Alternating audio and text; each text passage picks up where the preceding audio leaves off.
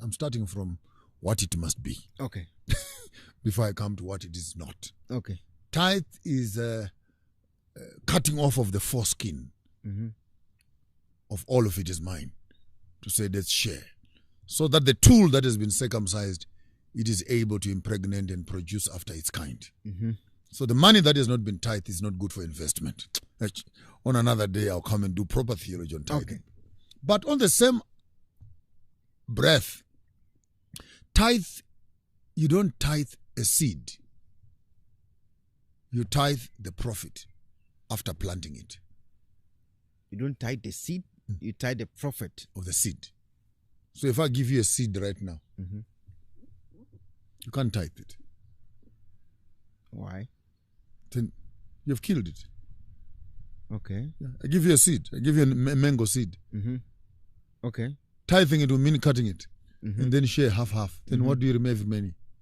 Nothing. What you have is not is useless. Tithing is taking the seed, finding fertile ground, planting it. It grows. When we harvest from the seed, then we share. Your salary is a seed. Invest it. The profit from your investment, that's what you can share. So if I give you a cow right now, you can't tithe it until the 4th or 5th year, when it has reproduced 1, 2. On the 3rd year, this one is starting. And the following year, this one and this one and this one are starting. So tithing is not supposed to be done every month. I'm taking you through a lesson. Yeah, I know. So the money that you receive, if you go to the bank and ask for a loan, you can't tithe on a loan. You take the loan to the business that you say you must do. Okay. Only after you've made profit from that business, then you take your tithe. Otherwise, you're already eating the profits from the initial investment. And when you pay back to the bank, you won't be able to balance your books. Okay. So we don't pay tithe on loans. We don't pay tithe on grants. We don't pay tithe on salaries. Okay. We pay tithe only on the profits of our investments. And if we take that model, then we'll develop a self-sustainable church where every member is a business person. And God is not interested, Yahweh is not interested in money coming from poor people. Corinthians says he loves a cheerful giver. But right now when our members are tithing, they are not cheerful. Because that money, they need it badly for their school fees. Their things are not balancing because their businesses are not doing well. But tell me, after you have 4th or 5th year, when now you have 11 cows, from the first cow that you received, and you call your pastor and say, please, here are the 11 cows. Count. Pick one for the Lord. That's a cheerful giver. I don't know if that's making sense to you. Yeah. So this whole thing of converting tithe as money is wrong. Tithe is given as an agricultural tool in an agricultural environment of the Bible, where it's not only tithe of money, it is grain, it is seed, it is wine, it is the harvest of the field.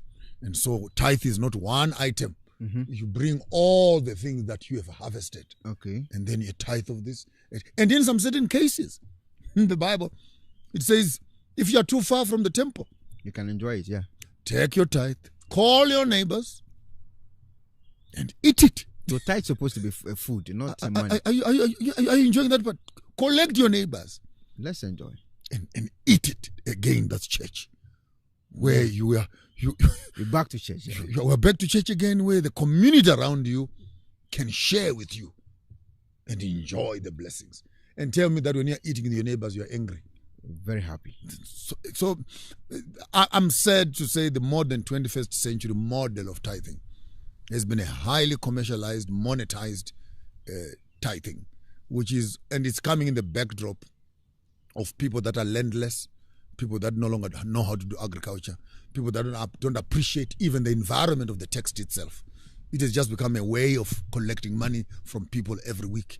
Even those that are not working, those that have not invested, tithe must not. And even the Bible says, don't bring me tithe from a dog, from a sale of a dog, or a tithe from a prostitute. So there's some tithes that are totally unacceptable. So you cannot go and sell a dog and say, I sold 10 dogs. and some of it belongs to the... No. There's some types of offerings that's not needed. That are not acceptable. I asked a pastor about this tithing and I was like, okay, so Abraham met Melchizedek, and then he gave his tent to Melchizedek. Okay, now I asked the pastor, are you Melchizedek? And he was like, why am I? I said, Melchizedek has no end, has no beginning. You have end, you have beginning. You are not Melchizedek. That's one. Number two, after Abraham... You're being naughty, of course, yeah. After Abraham gave the tent to Melchizedek, so are you trying to tell me that Abraham never met Melchizedek again? That was not written in the Bible. So it means he just paid once and that's it. So why are you taking it every time? The Melchizedek one is very interesting, and I wish maybe for those who are following your podcast and are picking up one or two, I know the comments that are becoming, some of the things he's saying are right, some of them are wrong. Or it's fine. You're growing up. Watch this video today. Come back again another 6 months and watch it again. Come another 5 years. As you are growing spiritually, you understand, and your understanding gets clearer and clearer. I hope before people die, we'll actually be able to come back and say, finally, I get it. Let's go to Melchizedek. Okay. Abraham goes to war. His brother has been taken captive, Lot, by 10 kings. Shipped it, and Abraham hears it. Now, I want you to understand Abraham, which your pastors have never told you. Abraham was not a fly-by-night guy. He had soldiers in his own house, full army. So he marshaled his own army in his own house, set up to go and liberate his brother, fought the 10 kings, won the battle, collected the spoils, cattle, sheep, and goats, and took his brother and went back.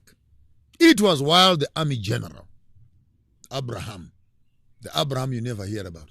We always think of him holding a knife to sacrifice his son. You never saw the military side of Abraham. So when he was sitting in his tent, coming from war, and this is complicated, and put it on record, this is the first time tithe appears in the Bible.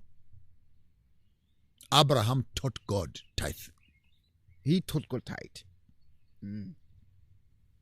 Adam and Eve, up to the time of Abraham, no tithing. So Abraham is sitting in his tent, relaxing, coming from war, tired. And then Melchizedek passes by. And Abraham says, come in to my house. To which the Bible is gentle. It says, and Melchizedek ministered to him and broke bread with him. Now, you must be a theologian to understand that this was a priest from the city of Salem. Salem, which is a root word for Jerusalem. As a priest, if you are ministering to a man, it meant washing his feet. We're back in the tradition. It meant cleansing Abraham of the aura of military and war from where he was coming. Abraham's hands were dirty. Abraham's hands had blood because he had killed people where he was coming. So by ministering to Abraham, it will mean a full cleansing. I'm back to Africa again. So he cleanses Abraham.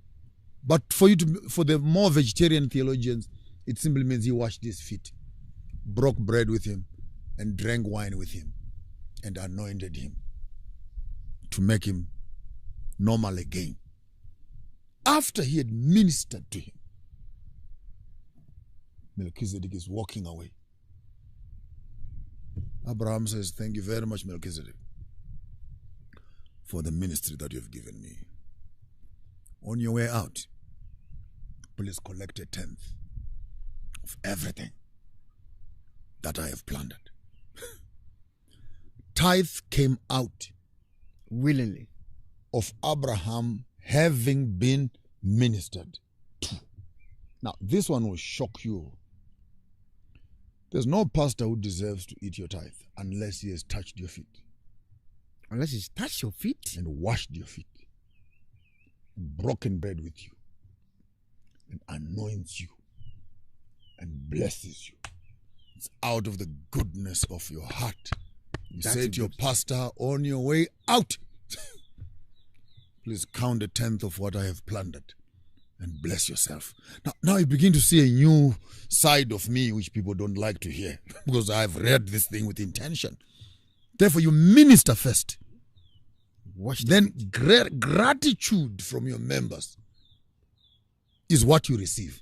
You don't coerce members and preach to them and condemn them and make them feel guilty over their money because you want to collect a tithe from them. Damn you, pastor. Go to their homes. Clean their feet. Bury their dead. Minister to them. Anoint them in hospitals when they are sick. Do ministry and don't ask for it. On your way out, they will do it. Let their hearts be moved with compassion. From what you did. That they should say, Pastor, on your way out, please, my wife is at the door, please, but he will sign you a check out there. Now, there is a blessing that comes to you. This whole thing of before every service, we shall now do the offertory. Someone must come, you have robbed me in tithes and offerings. Every one of you. And people must be condemned to feel guilty. And that pastor has never put his foot in your house. Does not even know the problem that you are going through. And he wants to get tithe from you. And that's the first time we see tithe coming out in the Bible. So if I wanted to be naughty, I'll say if you want really to pay tithe, you must go to war first. Yeah. I remember I asked